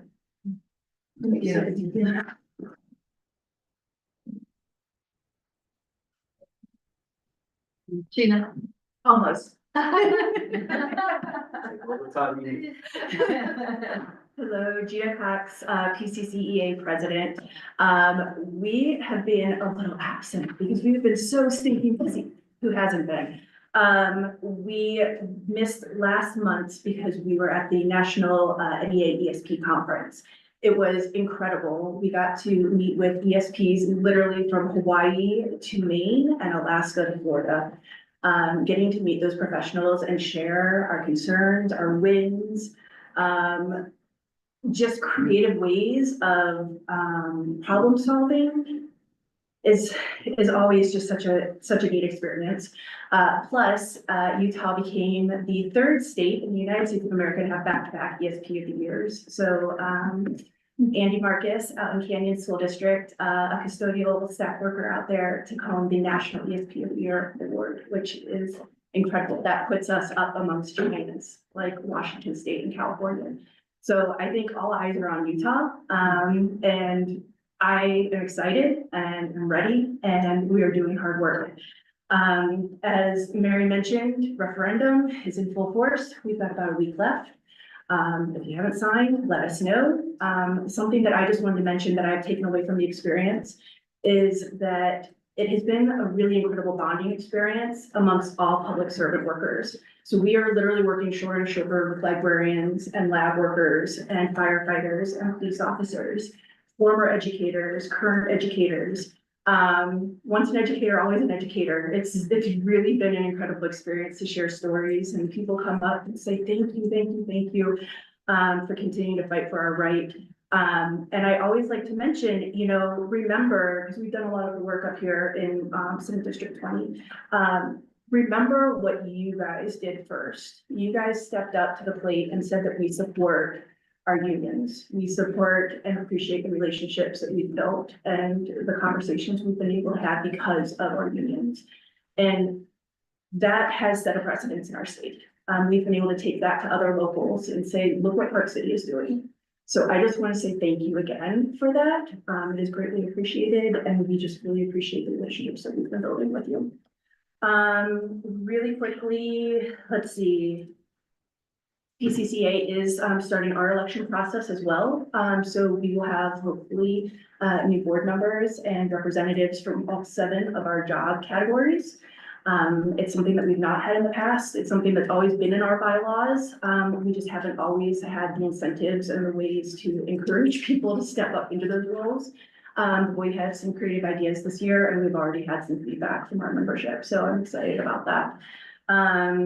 We are looking forward to negotiations. Can we say that? Do we really look forward to negotiations? Meet and confer. I think Do we really look forward to meet and confer? It's a lot of work. But again, our employees really appreciate it. So we appreciate having that voice.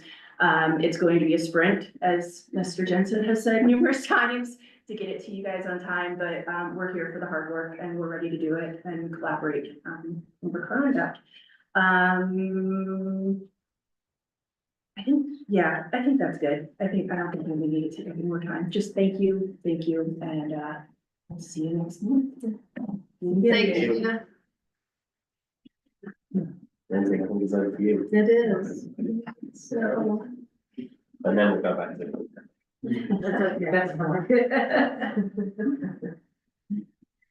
Okay, April report, that picture, couple of board members, myself, Caleb and Randy had an opportunity to attend the National School Boards Association Conference this past weekend.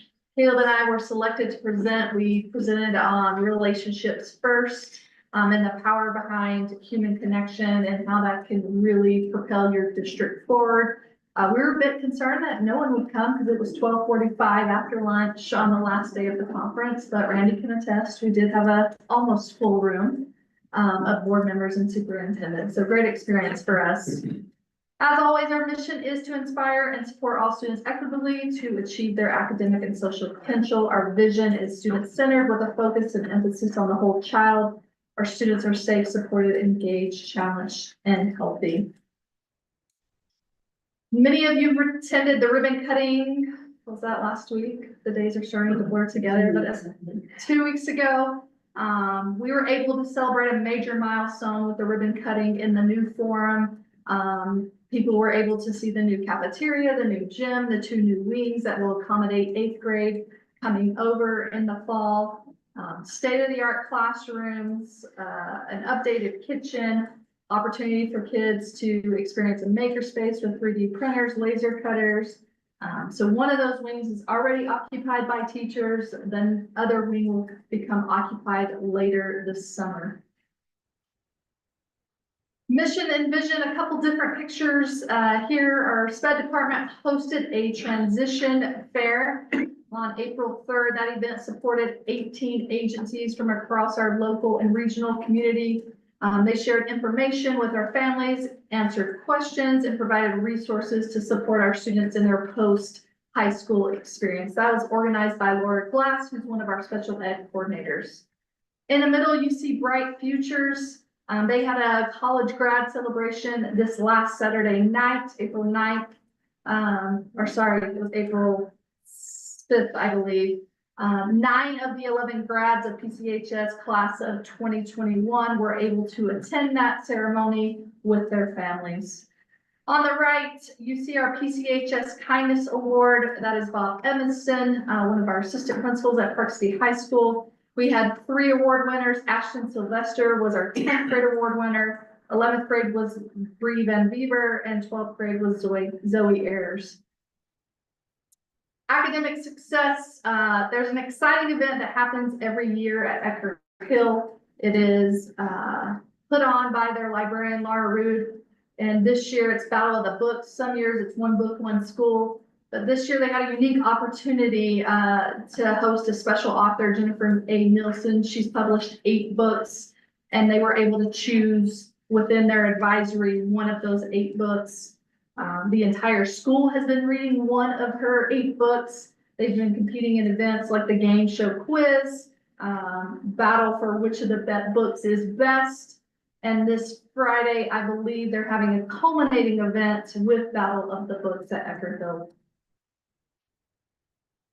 Next is excellent personnel. I had an opportunity to attend our regional K-16 Alliance. So we are part of the Mountainland region. That includes Nebo, Summit, South Summit, Park City, Wasatch, Alpine, and a couple other charter schools. And they recognized a counselor from each region or each school district at their annual counseling conference. And ours was our Park City High School academic counselor, Liz Moskell. It is National Assistant Principals Week, so we have been able to recognize several of our assistant principals. There you see Elaine Gaspari and Missy Schaubern, who are currently serving as assistant principals at Eckerd Hill Middle School, and then Jamie Weeks there on the right as an assistant principal of Park City High School.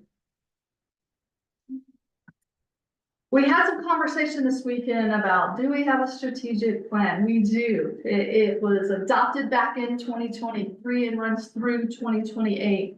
So I just want to update you guys on some OLAG findings as well as how we've responded to those findings. So in the initial report that came out in fall of 2023, there were 18 recommendations. We submitted our one-year progress report in September of 24, and we got an updated response back in January. We have resolved 15 of those 18 recommendations. We're still working on 3. And from the audit supervisor, they recognize the 3 that are outstanding will take more than a year to implement. So those are in process. We're still having conversations. The 3 recommendations that we are working on is continue to refine performance measures, clarify monitoring mechanisms with internal controls, and demonstrated results of compliance risk review. And you'll notice the audit supervisor comment that was shared with us, note that the astounding recommendations are ones that we would expect to take more than 1 year. We appreciate the district actively working on those and all of the recommendations. So we will continue to refine our strategic plan. It is a living document. I actually charged teaching and learning yesterday to look at it and make sure if the work that is happening in our classrooms is actually being called out in our strategic plan. And if it's not, how can we go back and refine it to ensure it does reflect the work that's happening within our schools? All of you are aware that Senate Bill 178 did pass. We are ahead of the curve in regards to this particular legislation. It's smartphones in schools. We have a policy in place. Per parent request and some other conversations with teachers, we are going to host a community event specifically focused on high school. The Yonder pouches, which are the pouches that lock the cell phones at Treasure Mountain that were implemented this year in 8th and 9th. There's conversations of whether or not that will spill up into the high school. So we're going to have a conversation with parents, teachers, as well as students who have been impacted by this. And kind of get some input as to what they would like to see. How do we implement our policy at the high school? Because right now we are violating our own policy. We shouldn't be seeing cell phones during the school day per our policy, but we are seeing that. So we want to have an open conversation on what are our next steps and how do we implement or refine what has happened and been highly successful at Treasure Mountain at Park City High School. As I mentioned last month, we do have a new feedback link on the district website. People are welcome to provide feedback to us. We ask specifically for their name and their email so we can follow up on that feedback. But it is one way to leverage the community partnership and rebuild trust. Community alliances, we appreciate the ongoing partnership with Park City Ed Foundation. They have a lot happening this spring. Running with Ed is happening on May 17th. Excellent Educator Express is April 25th. You can see there's a couple different awards that are handed out. One is sponsored by the Delaney and Hank Lewis families. We visit every school and we surprise the Excellent Educator of the Year at every school. That is voted on by their peers. We invite their families. It's a very special day for those individuals. And then there is one specific at the high school. It's chosen by the senior class and it's the most influential teacher. So the high school has 2, every other school has 1. After school registration opens April 21st, thanks to the new spaces that were supported by the community bond. After school is now open to our 3-year-olds. And again, it is supported by PCSD funding. Classroom grant or application closed on April 1st. I happen to chair that committee. I believe this will be my last year, Ingrid, chairing that committee, and I'll hand the baton over to someone else. But it's a competitive grant. The idea is that they are funding innovative ideas, things that don't already exist. Many of the ideas, such as the flight simulators that are at the high school, computer science, those are the sort of things that were funded and started by seed funds with classroom grants. So we have a committee that will review those 30 applications on April 30th. There was a total request of well over $250,000, and the committee will deliberate and make sure it aligns not only with the school district strategic plan, but also the Ed Foundation's strategic plan.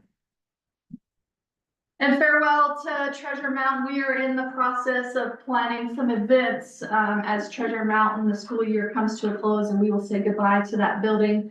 Saturday, May 17th is Running with Ed. We will have an exchange running down memory lane that will happen at Treasure Mountain. Wednesday, June 4th, we hope to have a community open house. We're still talking about time.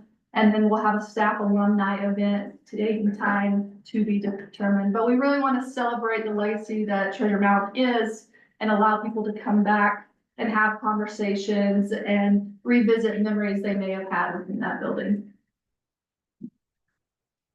And just a couple final thoughts, as we navigate the complexities in our schools and the wider world, let's keep in mind the profound trust we hold as educators as well as board members. Our priority is what's best for student learning, acknowledging the trust from families, the commitment of our community, and the dedication of our staff. Let's focus on moving forward, building trust and dignity, and steering clear of negativity and speculation. We're in the business of shaping humans, and our students are taking note. Let's be the role models they need. And I was fortunate enough to throw out the first pitch of the softball game today. I did have rotator cuff surgery about a year ago, so I'm gonna blame the home plate bounce on rotator cuff surgery. But it was fun to be out there and be with the team and sort of change the perception of female sports and try to build them up in a way that maybe they haven't had that opportunity in the past. And that's my report for April. So, you and Caleb both won. Yes. Your pitch. Yeah, I get Now I know my target for this fight.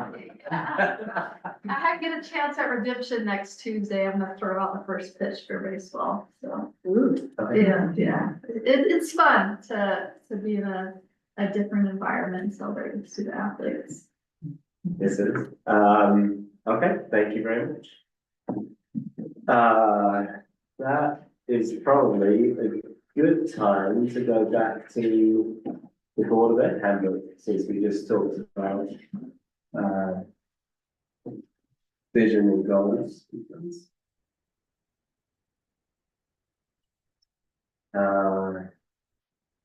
Kathleen and Susan, you want to give us a little background since you're the ones working in this? Sure.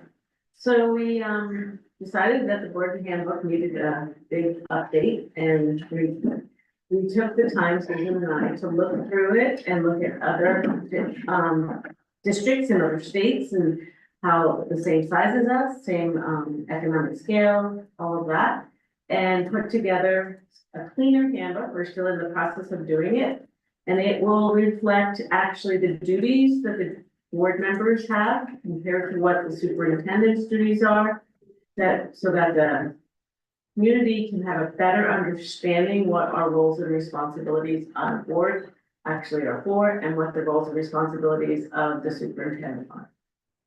This will be coming, we're still cleaning it up, so we're hoping in another couple of meetings. And when we link it with the strategic plan, and then we'll post it for the public to see. Is there anything to add? No, I think we've talked about the importance of having full transparency with the community, with the staff and everyone else, and hopefully with you, and also to help us who are just coming on board, understand what our role is in this new job that we're all doing. So hopefully we'll have a chance to look at it before we publish. Thank you. I think, yeah, Councilor There's a lot going on. Yeah. So I would just say, and I would love to have everyone look at it and you know, get feedback next month, but the strategic plan goals that we have here, and this is why I thought it was really good following on from Lindsay's, these things here are not goals to me. Right. And if we go up to the top of the next page, it says exactly what they are. They're core values, right? Right. And I think what we need to do in here is take our core values and then think about what our actual goals are.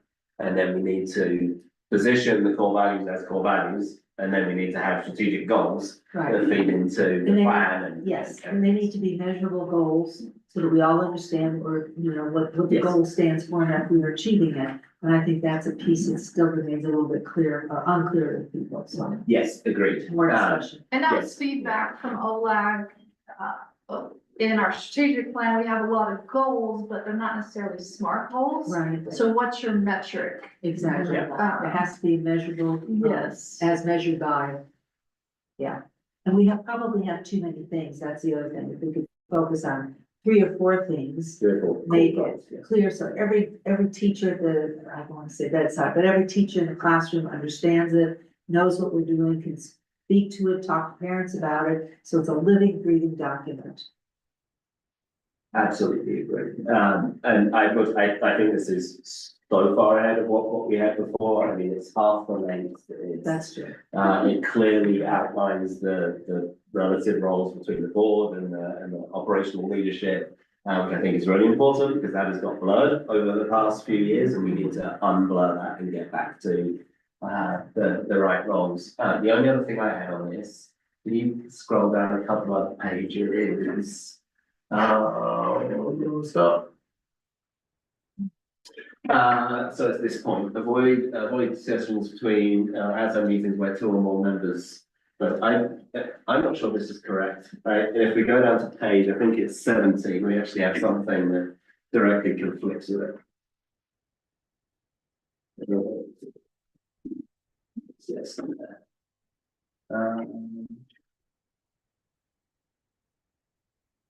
Yeah, it's this one.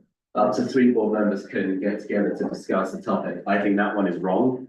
I think we have those the wrong way around. I think two board members can get together, and I think 3 can't. So I think we just need to make sure things like that are aligned. And I think as you go through it, I mean, for the public, we tried to add some graphics because everybody learns differently. Instead of reading so much, we tried to put some charts in there. You can kind of get right to it if you want to. Huh? Yeah. And like on page 7, you can see there's a chart of what the school board governs and what the superintendent manages. Yeah. Right there to the right. Yeah. Yeah, and I think just if everyone can get comments and we'll look at it next time. The idea would be to have a retreat and work through this, but I think scheduling is just proving so difficult. Right. It's gonna take 3 or 4 months probably to get everyone together, so. Okay. Anything else on the board handbook for now? I think that's it for now. I just want to thank Gloria too for helping us. Yes, Yes, thank you. thank you, Laura. Together, so thank you. Okay, I think we skip back to decisions. Randy. Yes. School fees. So the first item is, as you remember last month, is a supplemental, but it has preschool, Park City High School esports, which is now a UHSA sanctioned competition, as well as a fee for potential extracurricular intramural activities at Eckerville Middle School. And so this would be a second reading, looking for a motion to approve those on second reading. And then as stated last month, we'll get more information on the fee bills that hit the legislative session this time. I think we're within the parameters. However, for now, we'll bring those back to you and make corrections. Okay. What do you need from us? A motion To approve on accept. second reading. Okay, can I get a motion I to? make a motion to approve it. All in favor? Yes. Aye.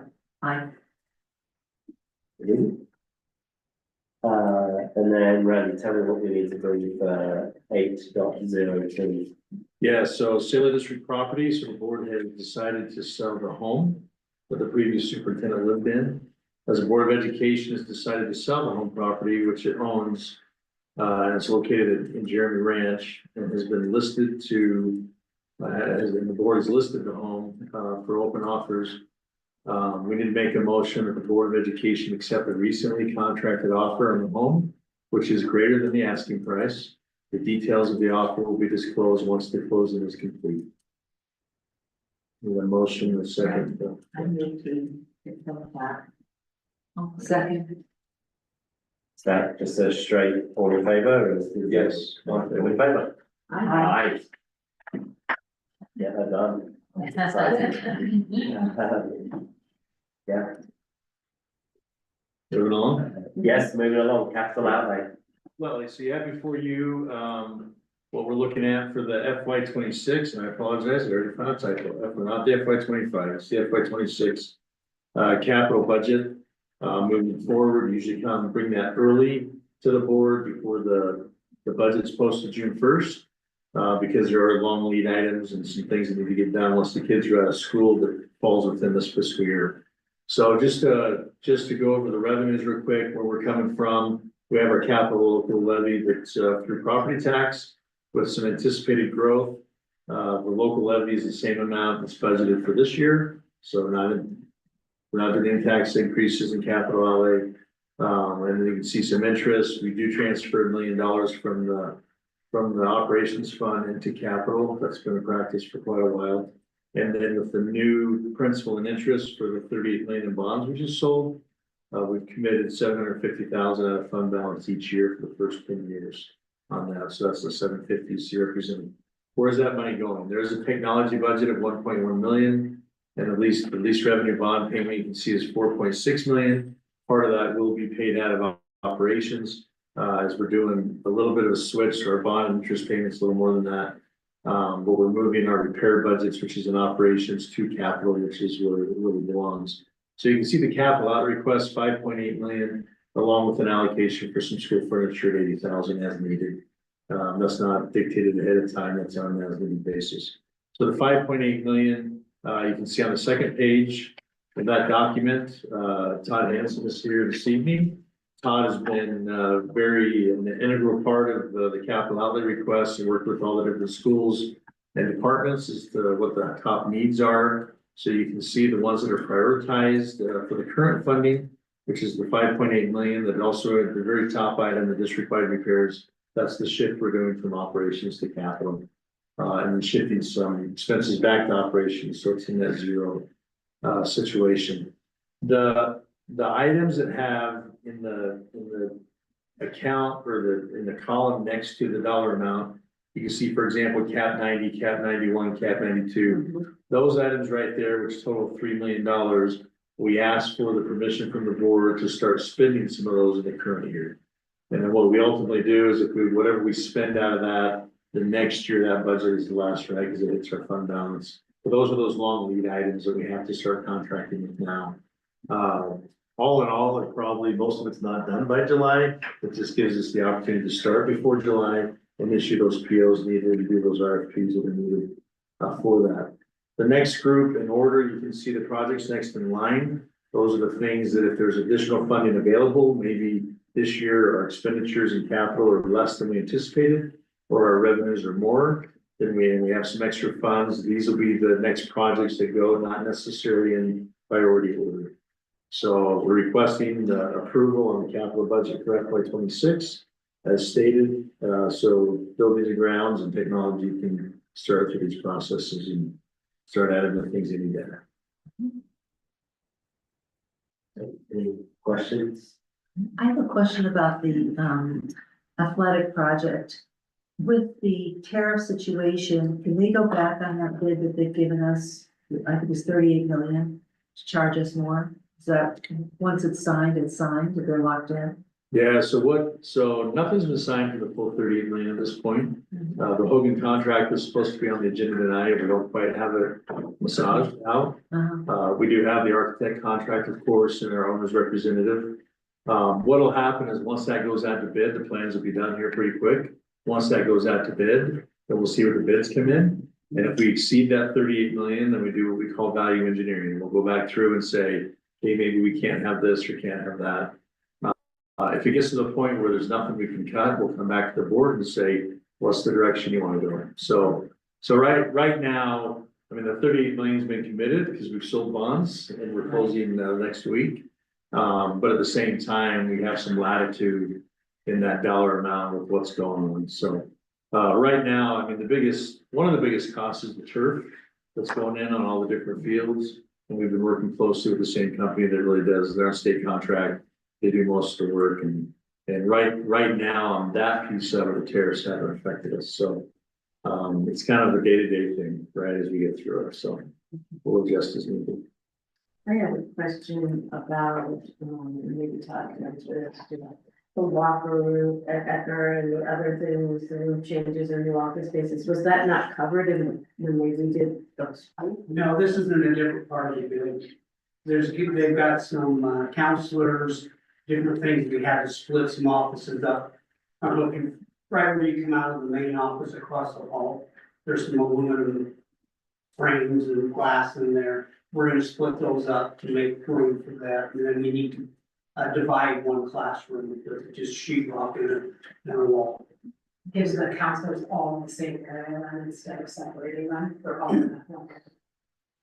Okay, so that wasn't taken into consideration when they, No, that wasn't even a thought when we were doing construction. okay. It's in a completely separate part of the building, and they're gonna have an additional social worker and an additional counselor because we're getting More more students. kids.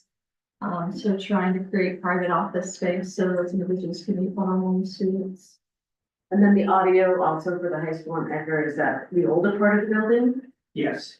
And we will, when the construction projects are complete, right? Based on whatever interest income we have, if there's money left over available there, and we can do some of these projects with that construction money. We'll of course do that, and try to salvage to get to these lower projects. What's that looking for? You know, the guys have money available? Too early to tell. Yeah, really too early to tell. Sorry to be vague, but. Too early to tell. It's look, I mean, it's, I'm not losing sleep at night, let's put it that way. But whether there'll be excess with some of the things we have going on, landscaping that's gotta be done, and some of those things, it may not. So part of that also is we've set aside, because our interest rate has been higher than the interest rate on the bonds, we have to pay back they're tax-free bonds. So we have to pay back what we call arbitrage. And so that arbitrage can cost us up to $4 or $5 million. We've set that aside, right? So keep that in mind as well. That calculation doesn't happen until all the projects are complete. And so we really won't know until all the pieces are put together. And then the steamer is for what school? It's for, McPole. In the kitchen, it's on this last leg, we've been fighting for the last couple of years and it's just ready to be replaced. You probably bought that steamer. Are there grant opportunities for equipment? Did they apply for that? Yeah, we do see those. Okay. Yeah.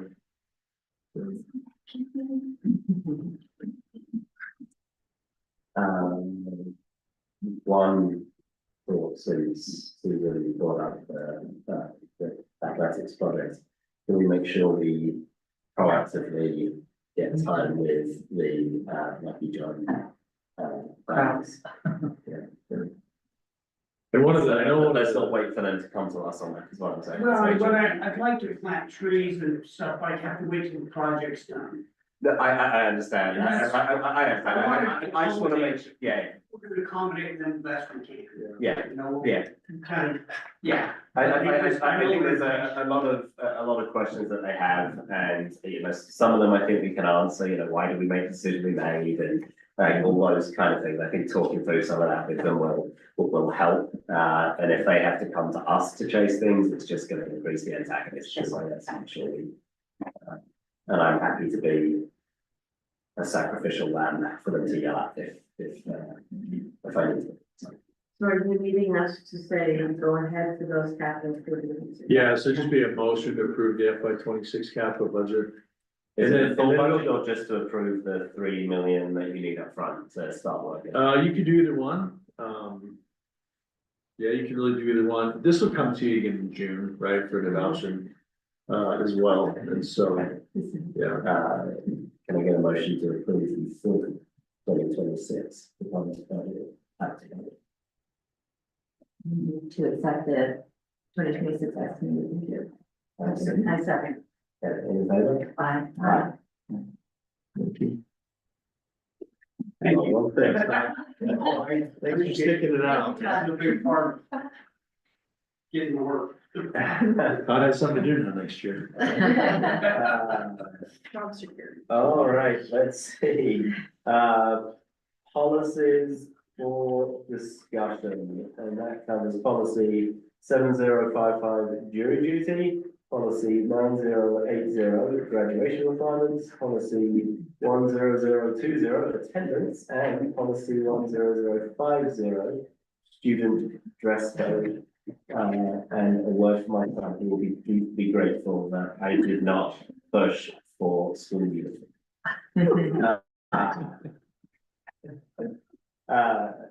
We need a motion to, they're just for discussion, right? So do we have any discussion on those policies? No.